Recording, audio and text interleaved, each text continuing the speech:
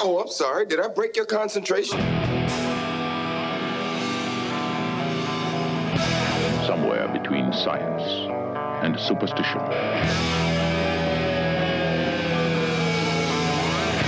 We have such sights to show you.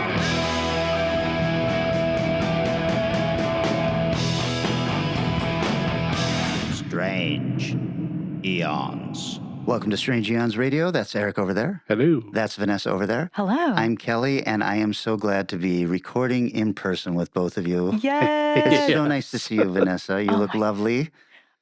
Human beings are like warm and fuzzy and have physical form. God, I miss that. I will say that there is pros and cons to the remote recording. The pro is I don't have to clean up the house before you guys show up here. Sure, Big plus, yeah. big plus. The pro is that the people who do want to see our hideous faces are able to see our hideous faces. They love it. And that's about it, because I feel like we're missing a lot of the chemistry and interaction we all have when we can look each other in the eye and stuff like that, and make a joke without worrying about somebody stepping over the line. Wait a second, that doesn't happen, Eric. But we got a lot of really nice messages from people saying, I think the remote stuff is great. But me personally, I love seeing you guys. I like getting a hug from everybody. Yeah. And all that stuff. It's if and when we can always, be in person, we'll do it. If for other reasons like childbirth gets in the way, then we may have to occasionally do remote. But at least we have really, really good mics when we're remote. So, That's true. yeah. That's true. They sound incredible. Vanessa, I have a question, and this might be too soon for this question. Sure. But I don't. But you seem like you've got your life figured out and everything. What?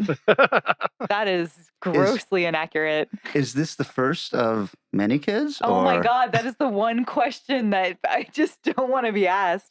Here, look, this is the thing. I have always thought it'd be really cool to have more than one kid because I grew up as one of 4. Sure. And there's something really nice about having other people to bounce things off of, and it's less of a lonely experience. But I just had a baby, and that was not easy. And now I've got a newborn, and guess what? That's not fucking easy. So this is not the time to ask me. Okay. If I had to answer, if somebody held a gun to me right now and asked, I'd say no. I'm good with one because I am really tired. Right. And my body is still healing, and it's been 5 weeks. But in theory, I would love to have at least one more. Okay. So we'll see. See if you can get the set. Yeah. One of each. Oh my God, that's my brother lucked out. He got one of each. So maybe it's in the cards. What about you, Eric? When are you guys having kids? yeah, I think we're well past that. What about you, Kelly? Need there. When are you having kids? I'm sure there are plenty out there.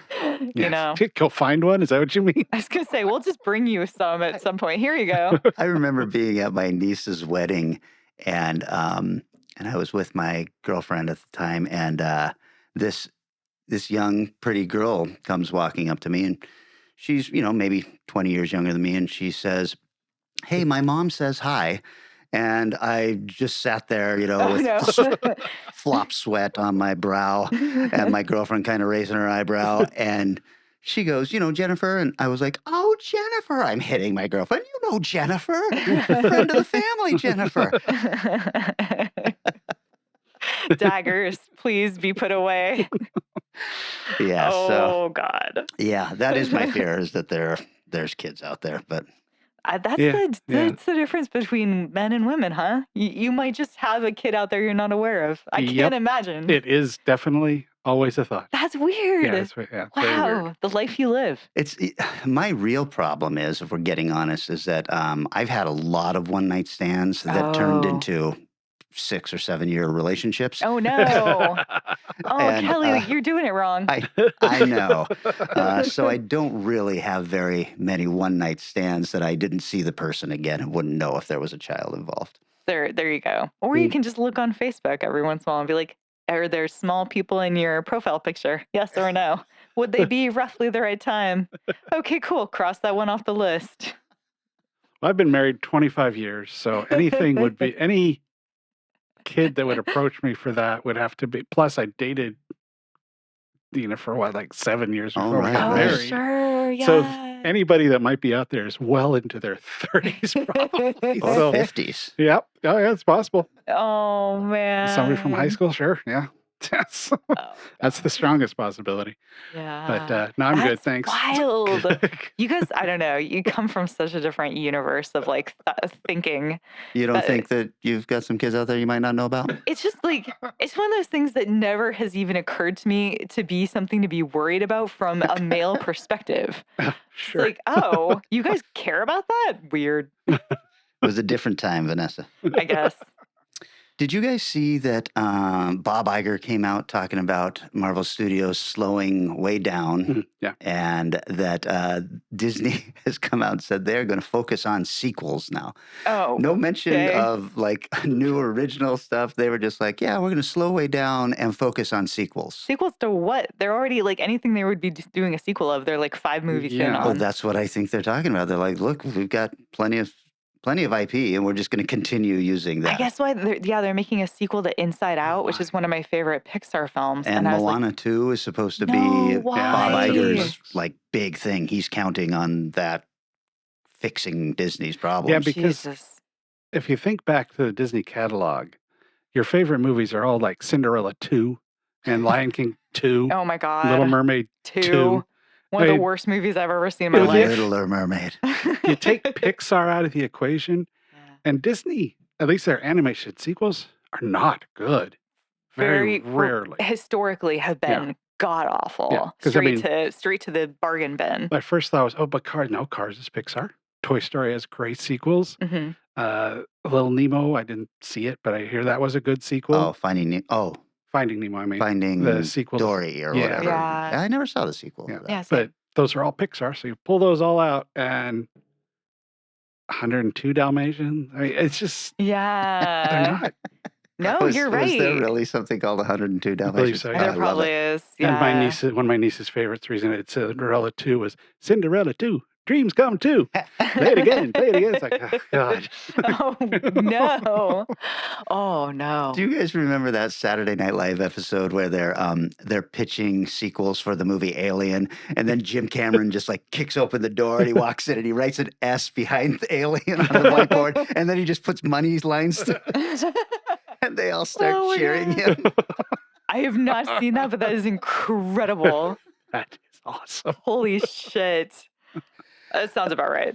Yeah, well, so I also think, when they say Disney is focusing on sequels, I imagine they're saying Star Wars is Star going to Wars, be Marvel, stuff like that. right. So the Marvel stuff, even though they're slowing it down, I really think the way for Marvel to go is they can continue the output, but we don't need to get a Hawkeye series Right. when we've got something as strong as Daredevil, and somebody like Hawkeye Right. could show up for a season. Yeah. Right. There's stuff like that is like, you've got some really strong IP here. Mhm. Why don't you just focus on films and cut the budgets down and the CGI down? Sure. Yeah. Like, just be like, hey, let's just make one without like 90% of the CGI, and you guys will make something fucking cool. Yeah, and it doesn't have to be, you don't have to get Vin Diesel to say one word in your No. show and pay him $13 million Can for you that. imagine? That's What is ridiculous. the budget for What If? Like all those fucking actors Yeah. come in for like Yeah. 2 seconds. So I don't know what they're going to do, but they're clearly scrambling now. And there's been no real understanding that, hey, we might have flooded the market with this, and looking back historically, everything is a cycle, and we didn't seem to think this would be a cycle, Right. but it is Yeah. clearly just a cycle. Yep. So, Nothing as popular as Marvel hit is ever going to be popular forever. It's just too big. Yeah. It's just You just not can't how depend on, and especially they since they work. closed off that, I don't know, like Act 2 or whatever the fuck with the oh my God, Infinity Infinity stuff, yeah. films. Yeah. Once you've done that, Yeah. there is no more, like, they closed up all their open storylines, and now you can't assume anything is going to be that popular again until you build it all the way back up for another 12, 15 years. Right. Yeah, it's too big. Yeah. That's what we've been complaining about this whole time. Yeah. I got a chance to see some stuff, and I got a chance to see a lot of stuff. Oh, cool. I'm not sure what I want to talk about because some of it was good, some of it was not very good. Oh, I'm going to talk about a little documentary I saw called Welcome to the Darkness. okay. This is about the band The Darkness. Oh, cool. The I was not a British- fan of The Darkness when it came out. I always thought that Justin Hawkins had a very bad voice, and everyone comparing him to Freddie Mercury was just infuriating me. I'm Oh, like, there's a gosh. difference between falsetto and having a range that you can actually hit those high notes and all this stuff. Oh man, America did what they do and took it too seriously again. Because I was in Yeah. the UK at the time and it was like a goofy, hilarious band. Well, Mhm. you know what? And I thought when I first saw that video of him holding the sausage and Yeah.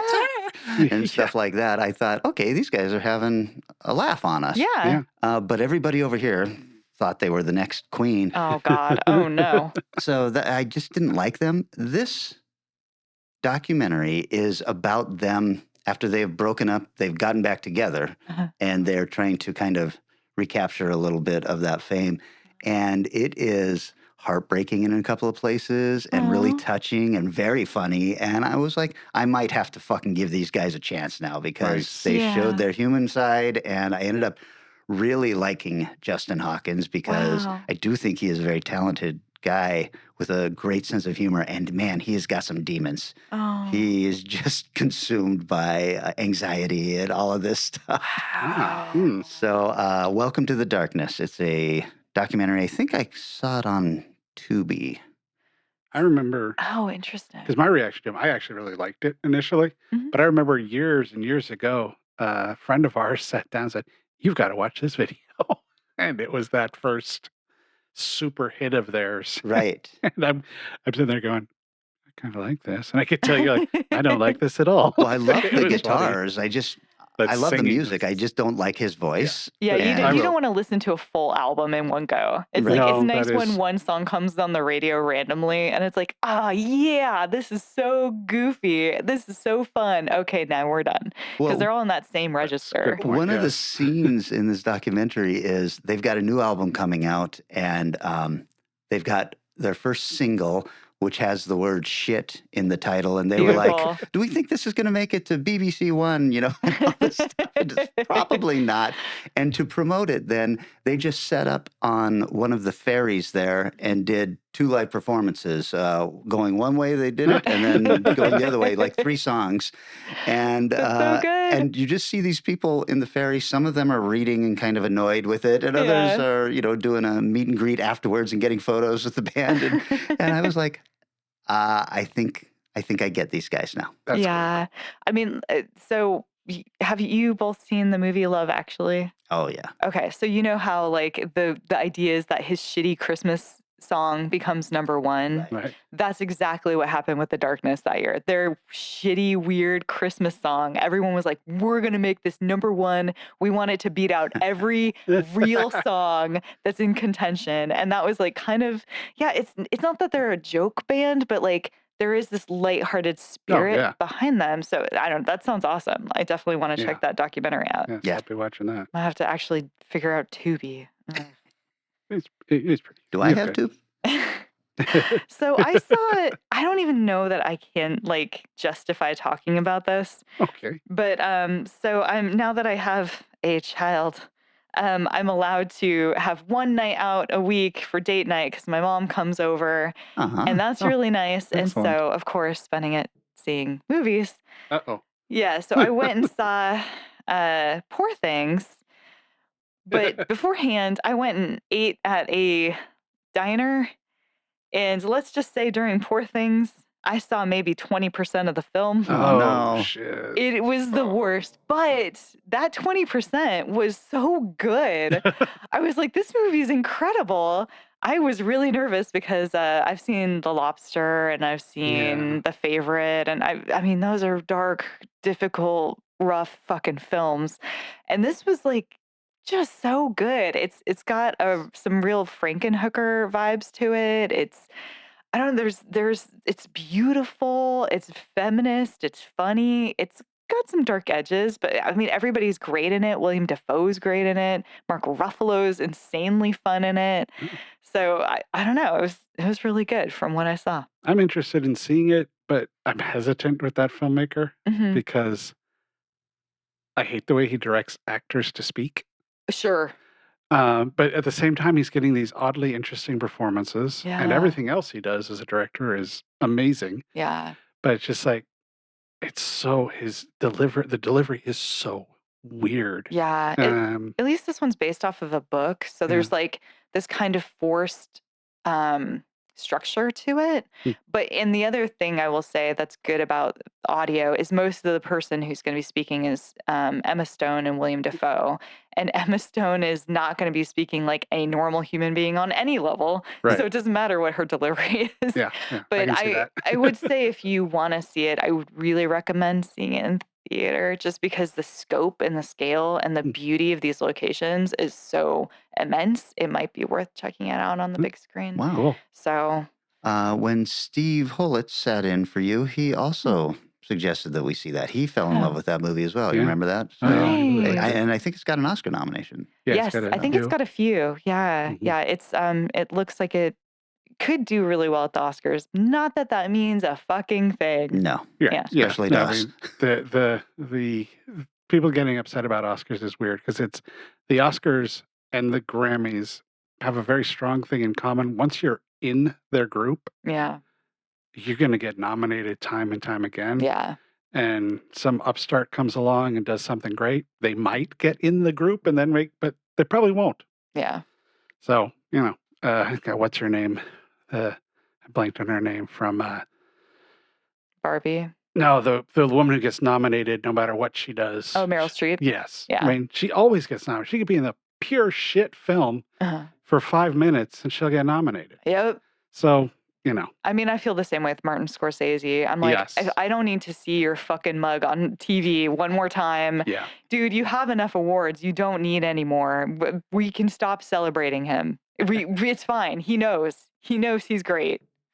Speaking of somebody who can deserve a little bit more celebrating, I watched it was on Shudder, the Dario Argento documentary, Panico. Oh, I yeah. saw that exists. How is It's it? quite good. Ooh. The idea is apparently whenever he writes a movie, Mhm. he gets a hotel and goes to that hotel and writes it. I heard that. Yeah. And this one is kind of funny because it starts up and they're pulling up. He's going, this is too nice of a hotel. I don't want it to be at a hotel this nice. Oh, wow. This is too much. And so there's definitely a touch of the great cranky old guy stuff in him, but it talks briefly about almost all his films and the weird, uncomfortable dynamic with him and his daughter when she first started working and doing highly sexualized scenes, and then And he directed her in those scenes, right? Yeah. I'd originally I'd it read stuff Asia? that made it sound like that somebody else, like a second unit, came in and sort of directed it. Okay. Watching this, I don't think that's true. Ew. That is odd. It's like he described it as, I turned my back So? and directed. No. No. And Doesn't unzipped count. my pants and went to it. You. Oh. But it is. I would definitely check it out if you're at all interested in Dario. It is really interesting. So I've never had the luxury of just writing full time, so I don't know what a script would take me. But even when I was writing really fast, maybe 6 weeks to do a script. Is he in a hotel for 6 weeks? They didn't get into that enough. I was kind of curious about that, but I don't remember them mentioning it. Okay. I could have missed it because it is an Italian produced, so it's those documentaries where people complain about reading in a movie, and that's really not that much reading. Right. In a documentary, when you're sitting there talking like a to a novel. talking head. Good point. Yeah, I didn't think like, about that. Maybe you have to go through the transcript and just see 6 See that. weeks, 8 weeks. Look up the word weeks. But yeah, it's very interesting. So definitely check that out. And it's called Nice. again, Panico. and it's on Shudder. Mm-hmm. Yep. Nice. Okay, I'm going to talk about a movie I didn't love. I saw I.S.S. Oh no, that looks so ISS. fun. Does Guess it? I haven't Vanessa? heard Yes, it's space. Guess I haven't heard of this one It's or space not. and kind of disaster. So it Oh. takes place on the International Space Station, and it's a Russian-American joint team. Oh, And okay. then they look down and they start seeing nukes going Yes. off all over, and then they each get messages from their respective countries saying, "You need to take the International Space Station by any means That's necessary." too bad. I remember now seeing the trailer, and it Yeah. looked really good. It looked fun. That's Well, too I had a bad. question when I saw it, and I was like, what military use could the ISS have, right? So why Yeah. would they Much. have to take it? And we've always known that the Russians, no matter what's going on, like right now, we are in a proxy war with Russia anyway. Yeah. And up on the space station, they don't care. They train together. They're all Exactly. friends, Yeah. and outer space has no Countries. borders. Yeah. But this, they never say why they need the International Space No. Station. Oh, And also, no. you're looking down on Earth, and there are a lot of explosions happening. And I Yeah. think any normal person, especially a logic-minded scientist, would look down and go, listen, you guys, that's not going to be around for much longer. We have bigger worries, like where will the rest of our food come from, all that Yeah. stuff. We got to grow some shit. The only thing we should be doing right now is getting along. Yeah. Yeah. Yeah. And so I just couldn't get my head around that stupid part of the story the whole time. If Mhm. there had been something like, guess what you guys didn't know? We've got nukes on board. Or Right. something. But there's Right. none of that. It does turn into a small thing where people are against each other and, horrific ways to die in outer space. But I was just, I don't know, I was bummed and angry through the whole thing. I just kept going, why? Why are you doing that? Why Yeah. are you saying yes to this? Why are you doing this? That is weird. Yeah, I just assumed, I don't know. I was kind of watching the trailer going, well, they shouldn't be against each other. Yeah. Like, I do remember having that moment, but that's too bad. Yeah, so that was I.S.S. It is a rental. Your mileage may vary. Never know. Well, we are coming up, of course, on Oscar season, which means I'm trying to catch up on all the hoity-toity films I have not yet seen. And one of those hoity-toity films was Past Lives, which it got a lot of praise earlier in the year. And I saw it was free on, I think, Paramount, and checked it out. It is a pretty good film for obviously a low budget and a first-time filmmaker who specialized in plays.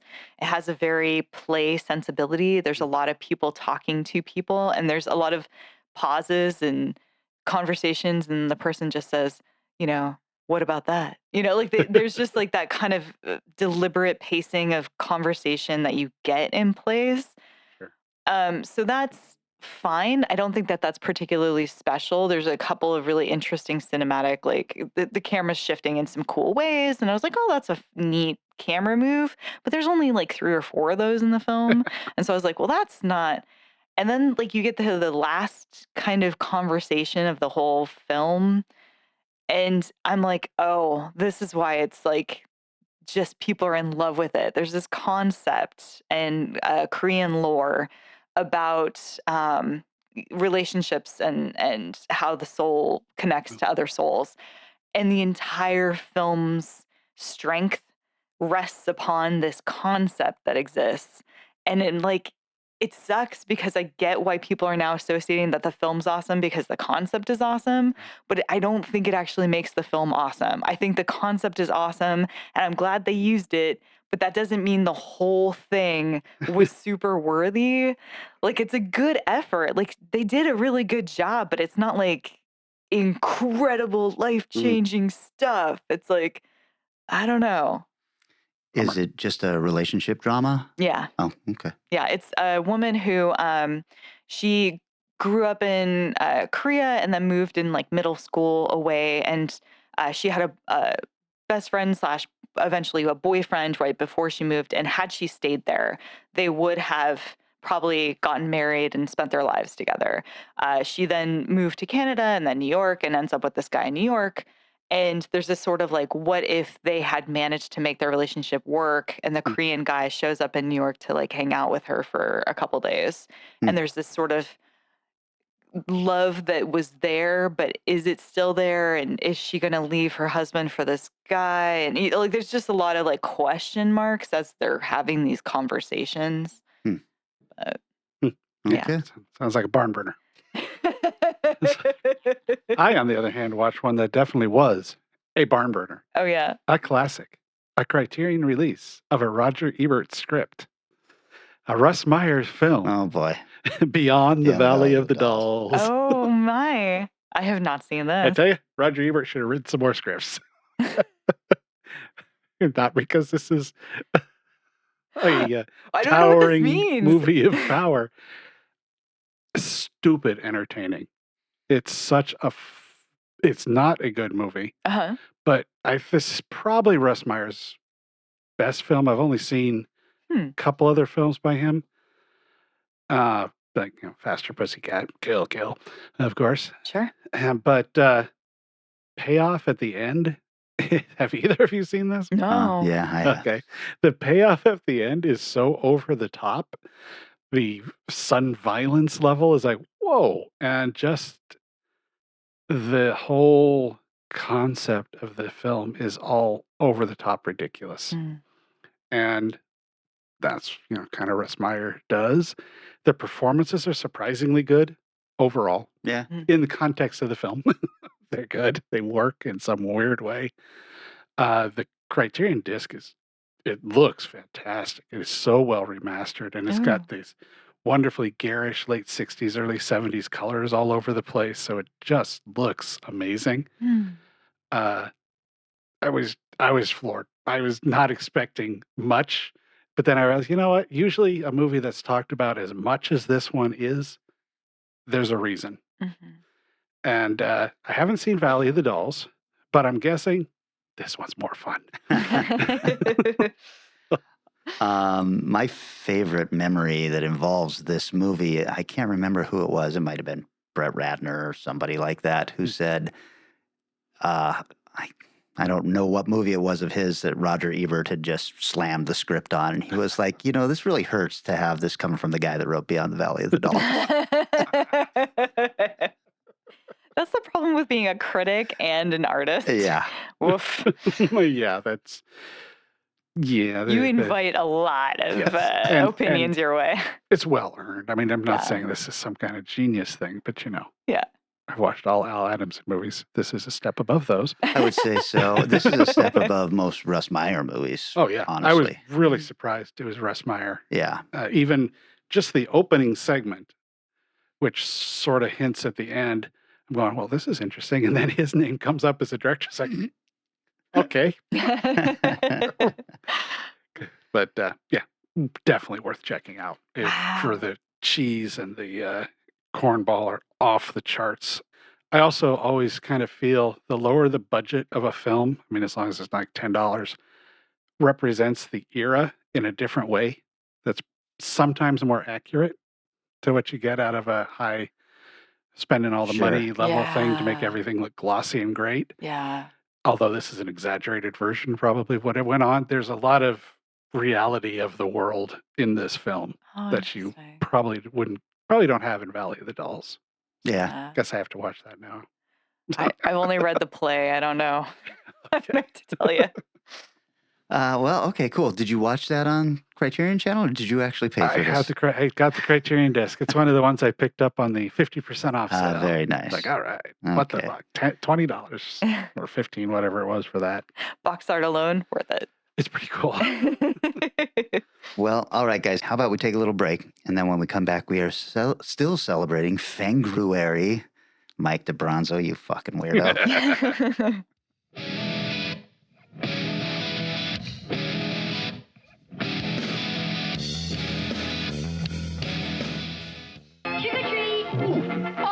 You've come for my delicious cereal, Count Chocula. It's chocolatey good. With a devilishly good chocolatey flavor and tasty marshmallows. Wrong air, Count. Kids come calling for my Frankenberry cereal. It's frightfully good with strawberry flavor and tasty marshmallows. What a treat. Count Chocula. Frankenberry. We like both. You can enjoy this good, nutritious breakfast with Frankenberry. Count Chocula.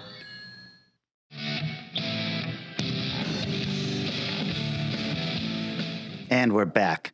All right, guys, it's Fangruary, which is vampires. I don't know about you. Getting a little tired of watching all this vampire stuff. You know, I missed out on 2 weeks worth of vampires, and I'm getting a little tired of the vampire stuff. So, well, we're still doing it. That'll happen, However, yes. I think I'll start us off because I found a movie that I really liked that I never even Ooh. heard of before. Oh, fantastic. And that movie is, I'm putting 10 minutes on the buzzer for myself. That movie is Daughters of Darkness. Silly tales about ghouls chased away by garlic and vampires shrinking from crosses. She kidnapped young girls and kept them chained to give blood. Blood for her to bathe in and drink. And she bit them everywhere. No. And then she pushed white-hot pokers into their faces. And when they parted their lips to scream, she shoved the flaming rod up into their mouths. Stop it. Blood. Beautiful red blood. Stop it! Her hands, and her arms, and her legs. Stop it.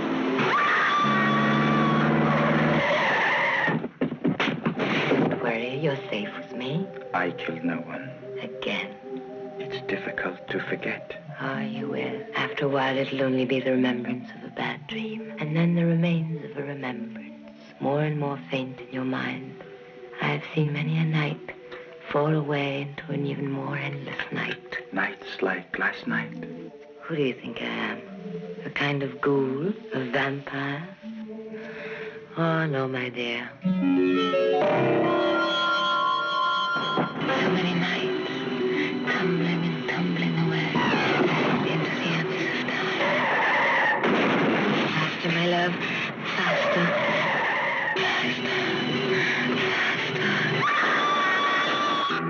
If you think these ladies are something, wait until you meet Mother. She's something else.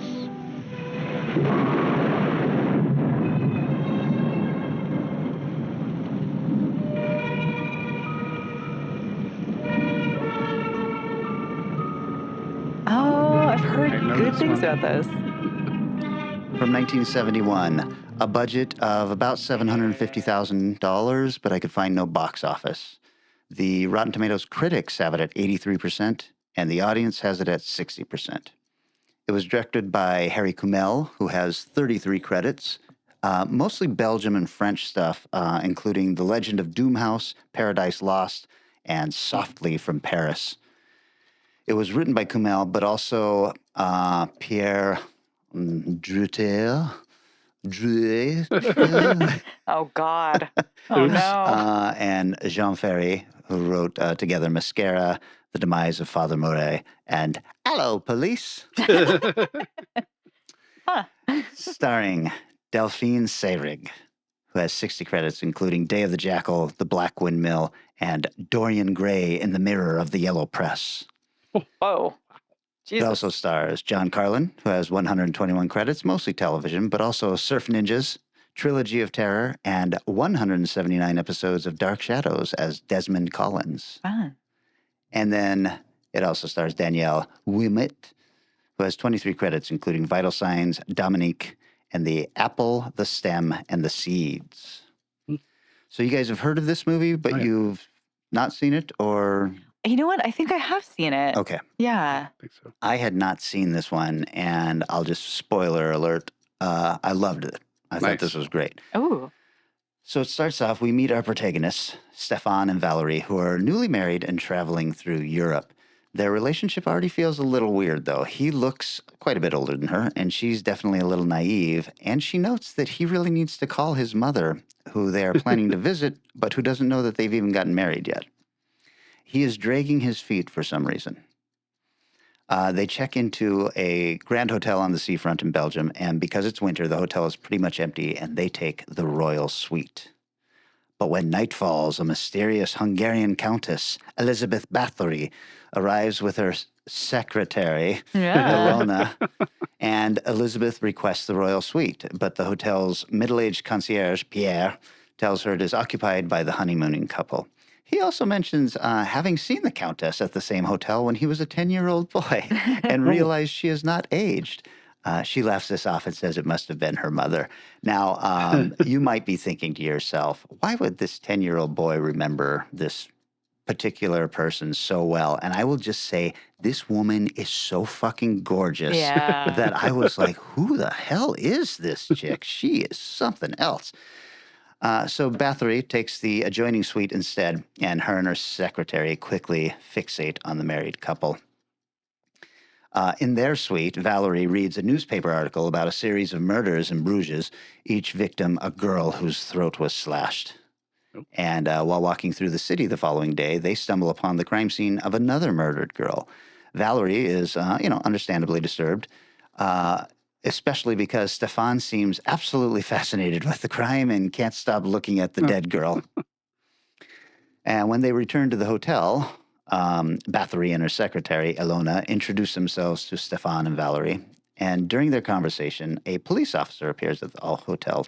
He also seems to remember Bathory, who then recounts the various bloody acts that the original Elizabeth Bathory committed, particularly the bathing in the blood of young virgins. Valerie, Stefan's new wife, she is bothered by the conversation, but Stefan is strangely into it. Oh, God. We get a very strange scene when Stefan finally agrees to call his mother. Okay, so it turns out to be a middle-aged, very effeminate man, and I'm not sure why. I'm not sure if he is supposed to be a woman and they cast a man in the role. I'm not sure if he is supposed to be a man that is pretending to be Stefan's mother. He's got very heavy makeup on and is keeping the regular register of his voice, although it's got a little feminine twist to it. And he even says, mother is angry. And oh my God. What's going on here? If you hope to find out what's going on here, you will be disappointed. Never referred to again in the movie. Wild. Make up your own answer.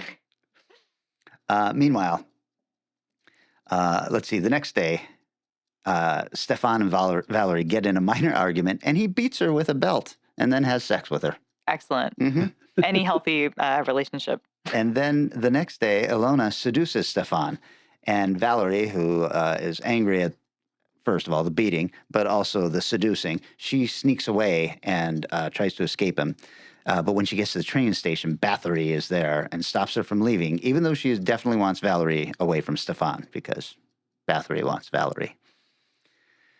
Meanwhile, Stefan, after his indiscretions with Ilona, he teases her in the bathroom and attempts to drag her into the shower with him. They're both naked. For some reason, she is very, very bothered by the water. They never mention why, but I wonder if it's some kind of nod towards the old legend that vampires can't cross running water or something. I only assume. Yeah, it's just a weird thing when the water actually starts touching her. She's freaking out like it's holy water or something, but it's never really explained. Vampires cannot stand warm water. Right. Either way, the two get into a tussle, and Ilona slips and falls on a large straight razor, which kills her.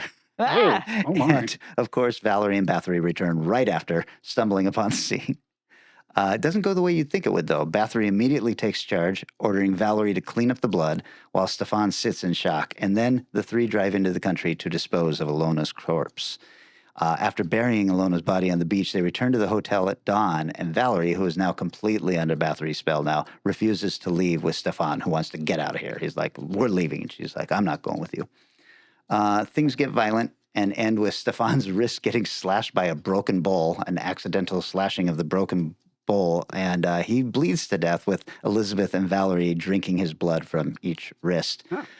They throw his dead body over a guardrail and onto the street below, and then drive around and shove it in Bathory's car to dispose of it outside of town. There's worse ways to go. Yep. Then the women flee in Bathory's car. And Bathory manages to sideswipe the cop as he's walking down the street, too. Oh, my God. And then she needs Valerie to drive because the sun is starting to come up, and Bathory needs to get into France before daylight comes. Will the women make it to Bathory's residence before the sun rises? Or will both women be blinded by the sun as it rises, causing Valerie to crash and sending Bathory's body through the window to be impaled on a huge tree branch before her body explodes in a ball of flame?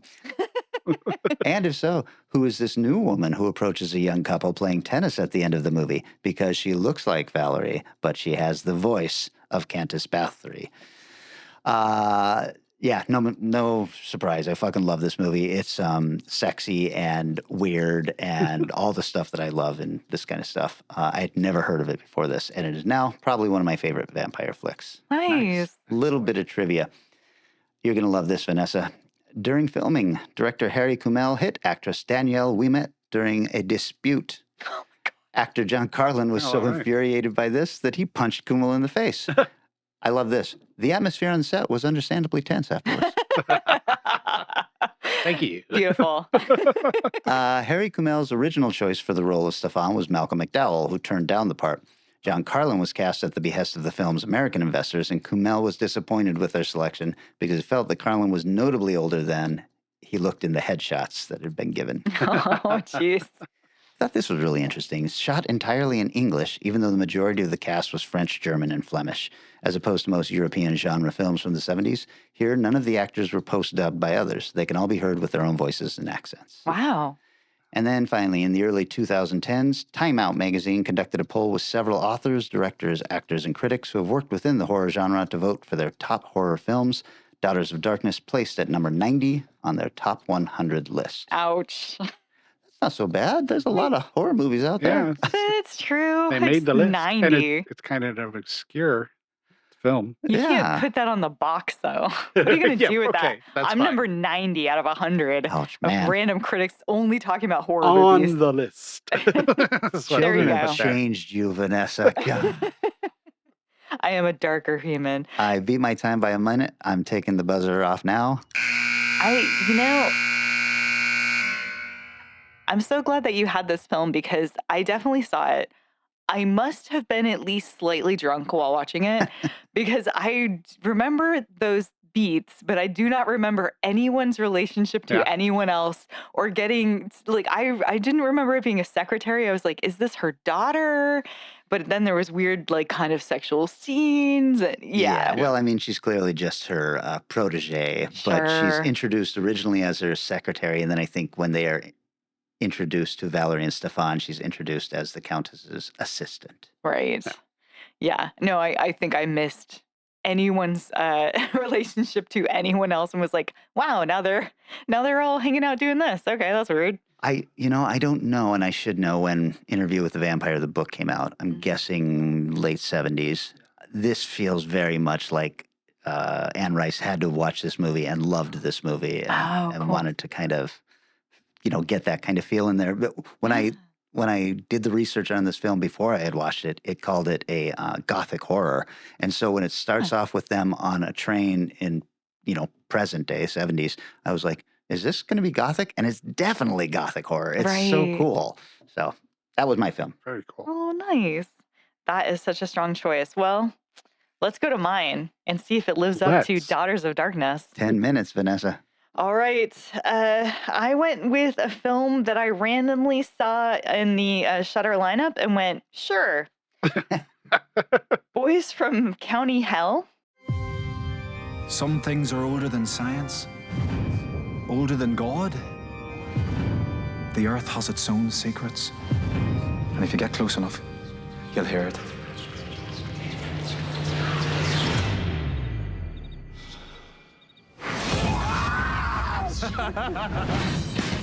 Haven't you guys got anything better to do? Nope. No, we don't. This land belonged to Abertag. He drained people's blood and drink it like water. Like Dracula. Fuck Dracula. I'd love to know if there's actually anything under there. We'll find out soon enough.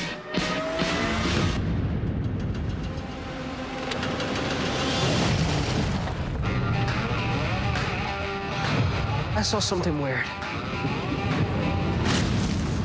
Whose foot's that? Fuck this, I'm out! There's a vampire on my set! That wee fucker tried to bite me! This isn't Dracula. People don't get turned from a fucking bite. They get turned by the stones from Abertach's grave. Fucking move, will ya? We need better weapons. Are there any ideas in there? What about sunlight? I mean, that is the #1 vampire killer. Burn, you bastard. Oh, shit. If Abertach binges all night, the whole town's gonna be dead as fuck. I moved to the wrong fucking town. You shite!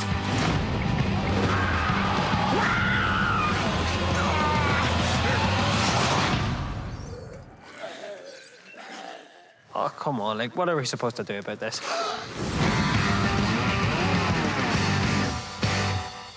Which is from 2020. Yeah. Yeah. Yeah. Rotten Tomatoes score of 83% from critics, 62% from audience. I could not find a budget or a box office on this, but it's one of those that's recent enough that it probably went straight to streaming, so they probably didn't have that calculated strongly in. Written and directed by Chris Bow, who has 14 credits to his name, including The Captors, Bad Day for the Cut, and 6 episodes of Wreck. It's starring Jack Rowan, who has 17 credits, 12 episodes of Beowulf, Return to the Shieldlands, 5 episodes of Peaky Blinders, and several voices in the game Anthem, and a lot of TV short runs where he's in somewhere between 6 and 10 episodes. So it's like long enough to recognize this guy, but not long enough to have like a real paycheck. Louisa Harland is in 16 Things. She did 19 episodes of Dairy Girls, which I think most people would know her from. John Lynch, 88 credits to his name, including The Secret Garden, In the Name of the Father, Sliding Doors, 5 episodes of The Terror, 17 episodes of The Fall, and a ton of other TV. And Fra Free, 19 credits to her name, including Les Mis, the recent Cinderella, Rebel Moon, and 6 episodes of Hawkeye as Kazi. So the story of this, we start off on an old couple sitting, watching the telly in Ireland. With very thick accents. I did have to turn on the subtitles, which is kind of crazy for somebody who lived in England for 10 years. But I was like, I am going to be lost. And I am so glad I did, because there are a lot of colloquialisms and like just phrasings that only Irish people use. So starting off on this old couple watching telly, and suddenly the wife gets this nosebleed that gets kind of bad. She then looks over at her husband and says, "Oh, I think I'm," and then of course his eyes begin to bleed, and they are bleeding profusely.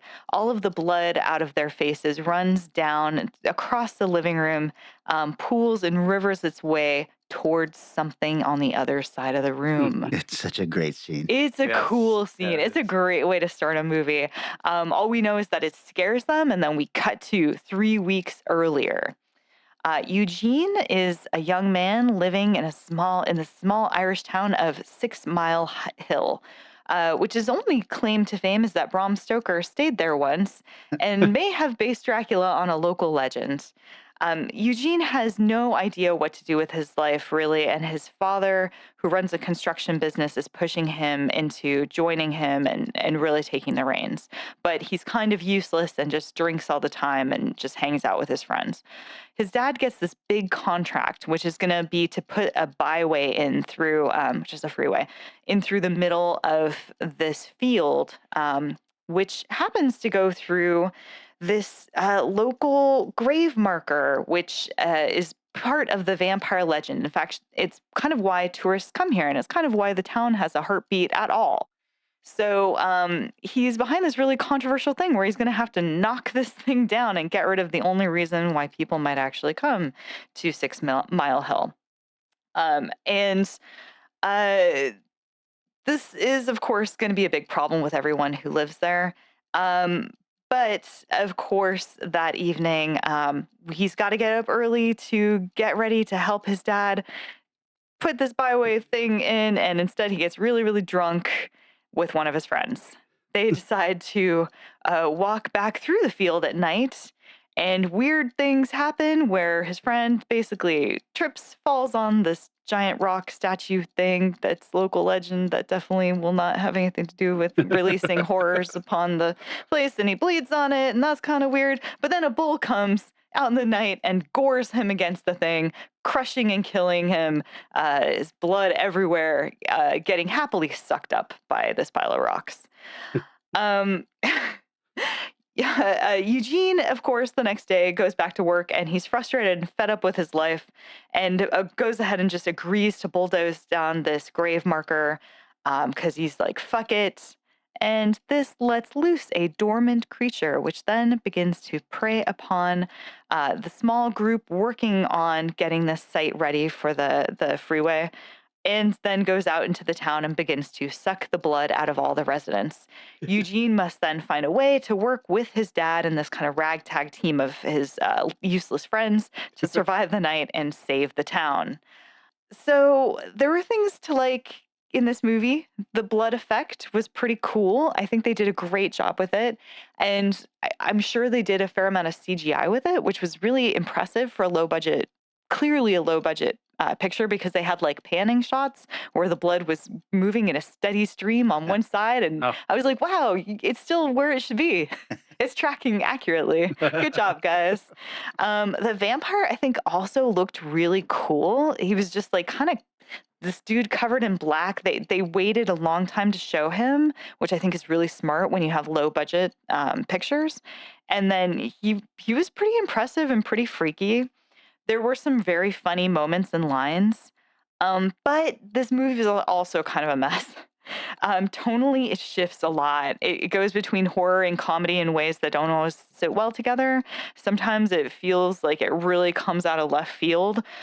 Near the end, we have Eugene working with his dad. They're kind of the last two pinned up against this vampire. And his dad has fallen and broken his leg, fracturing it pretty horrifically. And for some reason, the answer to the vampire coming at them is for the son to break off the rest of the leg and use the bone of it to stab the vampire. And I'm like, you are literally surrounded by shards of wood, like, and rocks.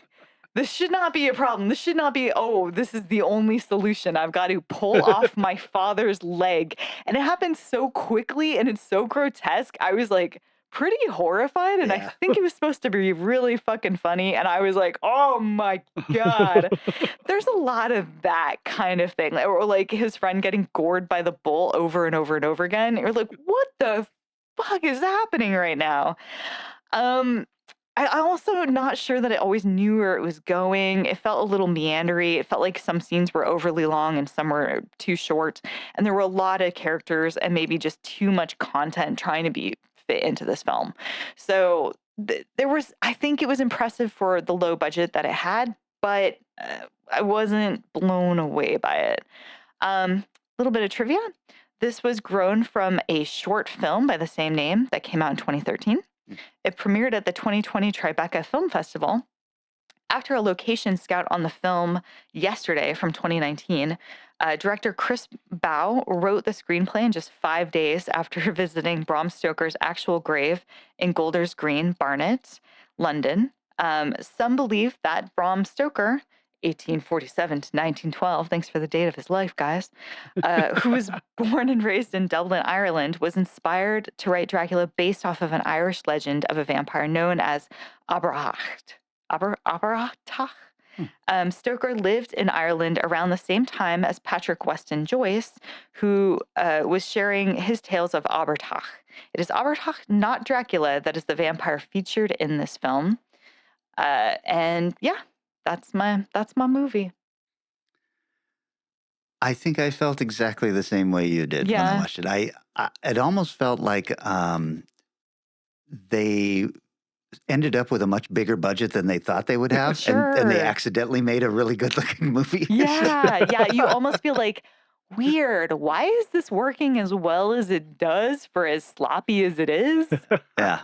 That sounds about right. Yeah. There's something in British Isle horror films that I really like. There's a feel to them, a style to them that I think is really neat. So I lean towards liking them more than probably deserve sometimes. And this was one of them. Where it's like, I remember enjoying it quite a bit, but I've never wanted to revisit it or, Yeah. so. Yeah.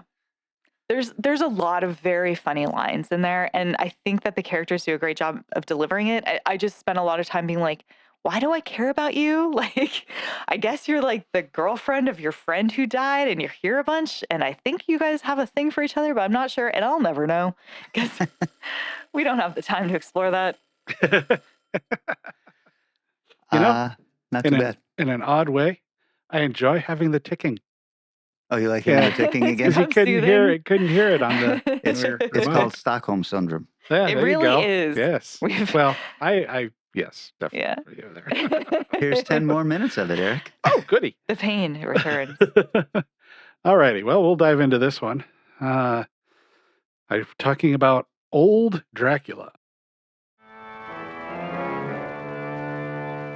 Roll the thunder. Let's hear the wolves. Turn on the bats. Drac is back. 'Cause all the foxy ladies taste better at night. It's snack time in the blood bank, kiddies. And the drinks are on the house. No more blood, sir? Hey, we must have drunk 3 village girls already. David Niven is Dracula with flair and savoir-faire. Thank you, Count. Teresa Graves, TV's Christy Love, is Vampira, his #1 admirer. Jive turkey. Jive turkey? They are magnificent. Did you ever see prettier veins? Yes, indeed, sir. And on page 53, there's an outstanding jugular. Oh, goody.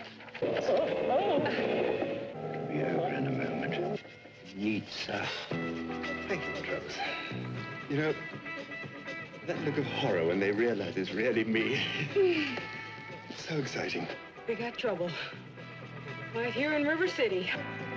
Get up. Party pooper. Back in Transylvania, they found a drink that's new. If someone wants to drink your health, they drink it out of you. They don't have the movies or corny stuff like that. When you want to have a ball, you change into a bat. Hey, big stuff, give me some more.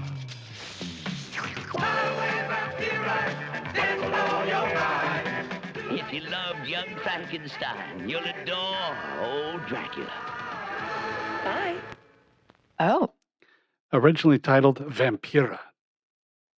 Retitled for its U.S. release. This came out in 1974. You'll want to remember that as I continue on this film. Oh. The Rotten Tomatoes score 0, nothing from critics, 17 from the 10 people that watched it. I don't think it's not currently streaming anywhere I can find. It's probably on YouTube because this was a Vinegar Syndrome release. Lower your expectations accordingly. Lowered. This is directed by Clive Donner, who's done films The Guest, Danger Man, Babes in Toyland, George C. Scott's A Christmas Carol, which is a very good version of A Christmas Carol, and a movie I remember deeply disappointing me when I was really young and watched it, The Nude Bomb. Yeah, quite bad. Was it just a bomb? No clothing on it? Clothes fly off of all the people, but they're hidden. They're all like masked by hedges and all this stuff. Oh, no. And my 10 or 11-year-old self or whatever, when I saw it, was like, well, this is disappointing. Get Smart movie. Yeah. Written by Jeremy Lloyd, who wrote 69 episodes of Are You Being Served, plus many of the follow-up movies based on the series. Rowan and Martin's Laugh-In, and 3 of the Pink Panther movies. Oh.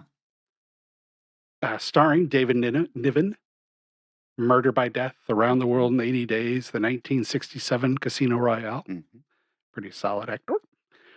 Teresa Graves, who is in Rowan and Martin Laugh-In, 26 episodes. The Man Bolt, I don't know what that is. And Peter Bayless from Russia with Love, the Merlin sci-fi series. Oh, yeah. And Don't Get Me Started.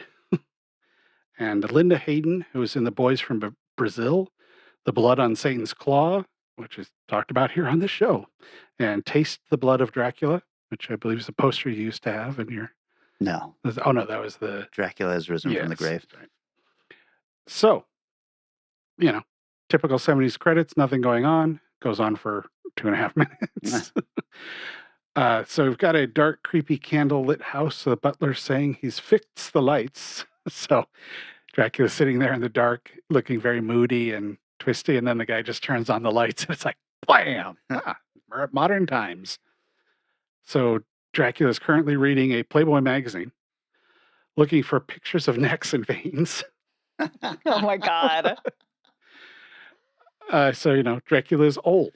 He's old enough that he no longer hunts, so he has people brought to his castle. He's opened it up for like touristy kind of things or things along those lines. Incredible. And a Playboy pictorial is going to use this castle to shoot the most biteable playmates. This is a PG-rated film. And he hopes one of the women will have the right blood type to bring back his lost love, Vampira, who's been entombed for 50 years, and he wants to bring her back.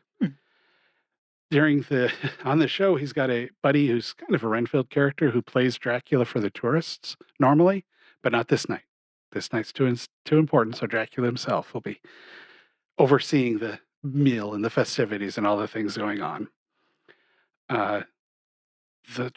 There's a strange series of, I don't know, there's weird shit going on in this movie while they're trying to do the setups with, it's just Dracula needs to destroy vampire by draining too much blood. He doesn't, once he has a victim, if he drinks too long, then they're automatically a vampire. I mean, immediately. Oh. And so he's got to deal with her. For some reason, he brings her up and has her help with the dinner with the vampire who's brand new. Who he's afraid is going to bite her. When he realizes he can't trust her, he has the Renfield character shoot her with a crossbow in a very kind of interesting scene. They set her up in a coffin leaning against the wall. And then Dracula looks at this like a negative, not quite darker than a negative picture of the coffin with a little heart drawn in the body. Oh my God. And the crossbow has a light. And as the light hits the heart, he goes, shoot. Oh my God. He shoots it's like, what was the purpose of that? Wow, that's weird. It was very strange. It looked kind of neat and it was kind of interesting, but I'm thinking, picking up a steak and staking her would have been a lot easier. He's got to use this high tech. That's right. Well, he drugs all of the attendees at the dinner that evening and sends people in to draw blood out from them, not vampirically, but medically, so they can test the blood to see who's the right person. And one of them is. Oh my. So they just begin with the infusion of blood into his bride. And as the infusion's going on, 1974, the lady laying in the coffin, skin starts to darken extensively. Oh. And through basically a fade, she's a black woman. Oh. Whoa. But she is actually a black woman. Sure, she's not the white person done in blackface. Thank fuck. They actually changed the performer. So she gets up and loves it. She's like, I look great, or I feel like I look great. I can't see in a mirror. Do I look great? And David Niven isn't quite as thrilled. Oh, no. They do a very good job of this movie of skating along the racist theme. But, it's just sort of permeates everything going on just a little bit.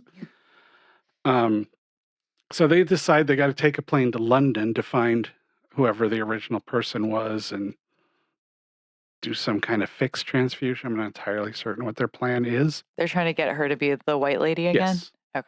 She doesn't want to be. She's having a lot of fun. She goes see like a Jim Brown blaxploitation movie and comes out speaking with that kind of vernacular and stuff, calling him jive turkey and things along those lines. Yes. So she's great. She's actually probably the best part of the movie because even Niven seems a little uncomfortable in this film.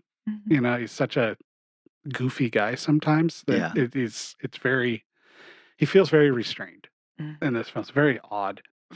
On the flight over, they sit next to a guy whose whole thing is, I just came from Sweden where I got my whole bloody blood transfusion. It's like, wow, those legends never die, do they? So she is very excited sitting next to him. And it's odd. It's always interesting to watch a plane in a 70s movie. The attendant comes up and she's like, would you like a drink? Cigarette? Wow. But she bites the blood transfusion guy and kills him on the plane. Basically, the mess of the movie is them trying to figure that out.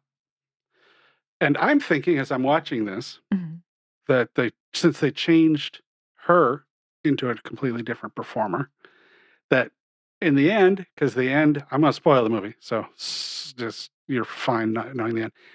The end is he turns black too.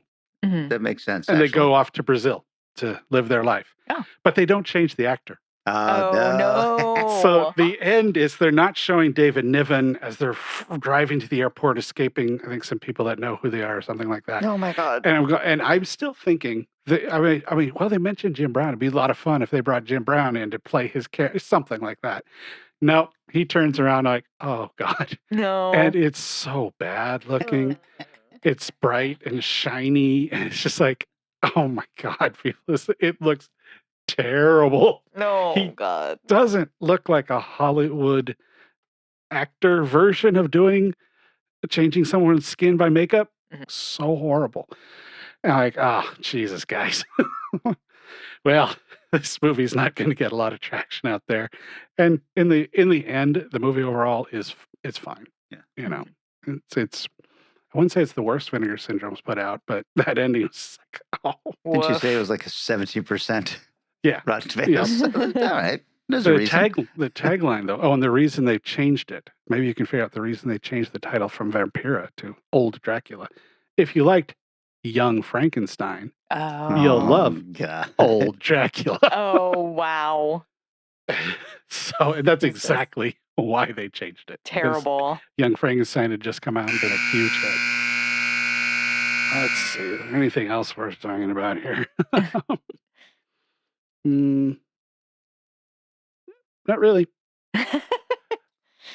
Old Dracula. And the difference, I mean, racism wise, the difference can be told because I read a few of the old at the time reviews.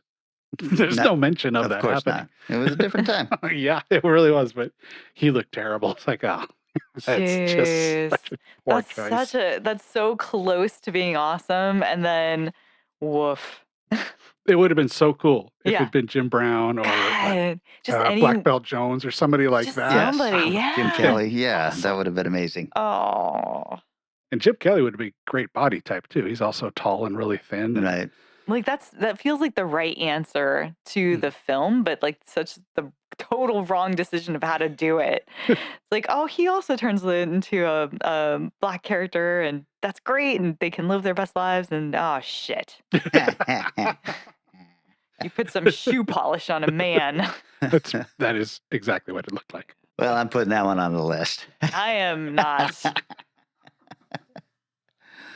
All right, so we're still in the middle of Fangruary, right? We're going to keep going with vampires at least one more time. Yeah. Okay. Fantastic.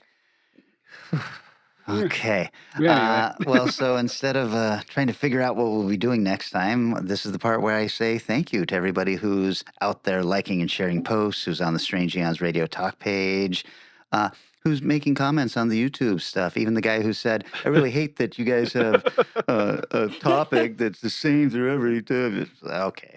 Well, sometimes we do too, but then we've made our bed and we're lying in it, damn it. That's what we do. Sometimes, sometimes you're going to get me saying snow or fog, and you all have to watch a fog movie, and it goes swimmingly, and everyone's so happy. And sometimes Kelly's going to say a month of ninjas, and we're going to have a month of ninjas. So, we're like a box of chocolates.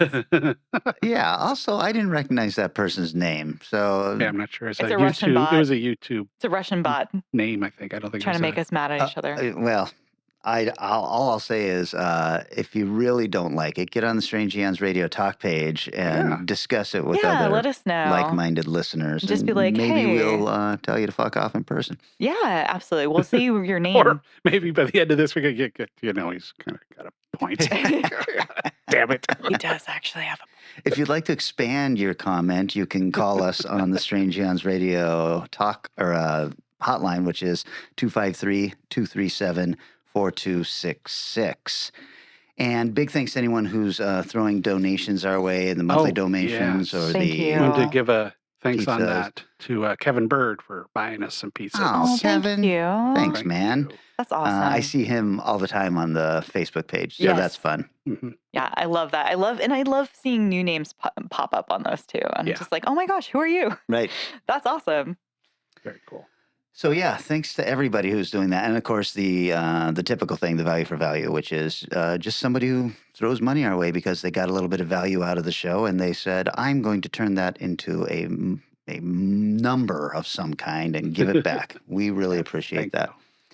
So okay, that's the show. We're going to be back in 7 short days. We're going to be talking vampires. Transportation and other considerations for Strange Eons Radio produced by Pan Am Airlines. When you think of traveling, think of Pan Am. You can't beat the experience. Guests of Strange Eons Radio stay at Econo Lodge Everett. It's an easy stop on the road, you know what we mean. Strange Eons Radio is recorded live in front of a studio audience. If you enjoyed this episode, please consider leaving us a positive review on your favorite podcast app. Sit, Ubu, sit. Human beings are like warm and fuzzy and have physical form.